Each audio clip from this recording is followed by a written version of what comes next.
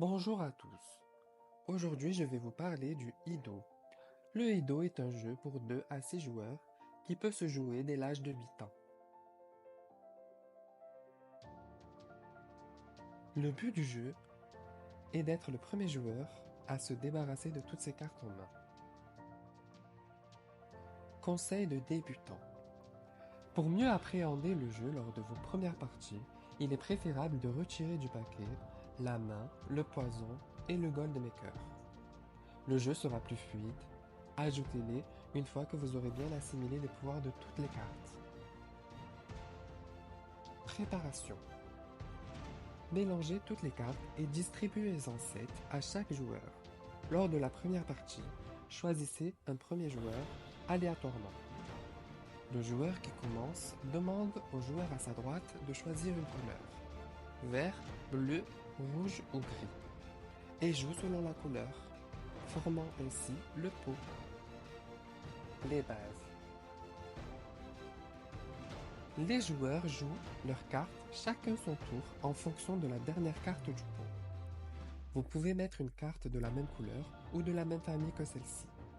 Vous pouvez aussi mettre une carte gold ou un dragon jouable. Si un joueur ne possède pas de carte lui permettant de jouer ou qu'il ne veut pas jouer, il pioche une carte. Si cette carte peut être jouée, il a le droit de la poser et y ajouter par-dessus d'autres cartes de sa main, s'il est possible de le faire. Sinon, il passe son tour et conserve cette carte supplémentaire. Le jeu continue avec le joueur suivant dans le sens des aiguilles d'une montre. La règle des doubles. Si un joueur possède plusieurs cartes d'une même famille, il peut les poser en un coup s'il le souhaite.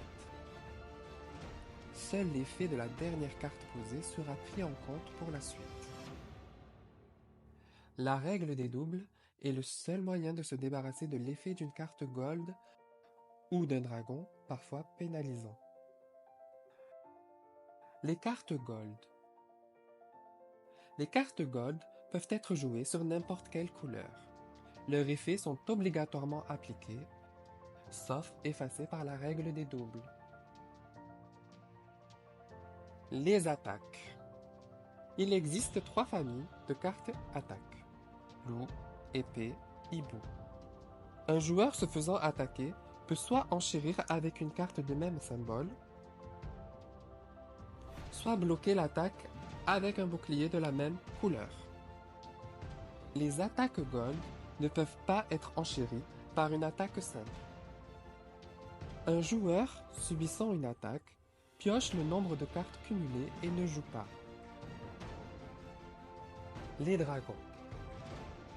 Les cartes dragons, au même titre que les cartes gold, peuvent être jouées sur n'importe quelle couleur. Mais attention, le dragon vert et le dragon noir ont des règles supplémentaires qu'il faudra respecter pour pouvoir les poser. Fin de la partie. Un joueur gagne au moment où il pose sa dernière carte. Dès cet instant, il quitte la partie. On peut par exemple terminer avec une encre.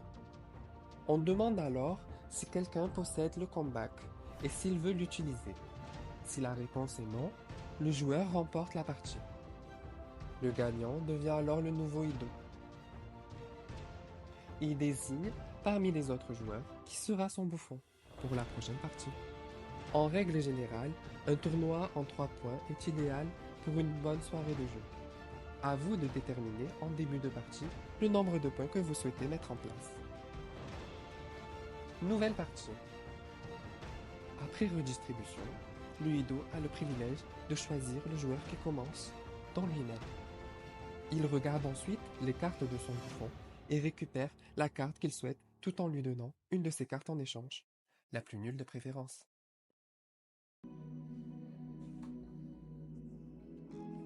En conclusion, le Ido est vraiment un jeu idéal pour tous. Il est à la fois simple à jouer et très stratégique une fois que vous aurez bien assimilé les différents effets des cartes. Le jeu offre plusieurs possibilités pour vaincre l'adversaire.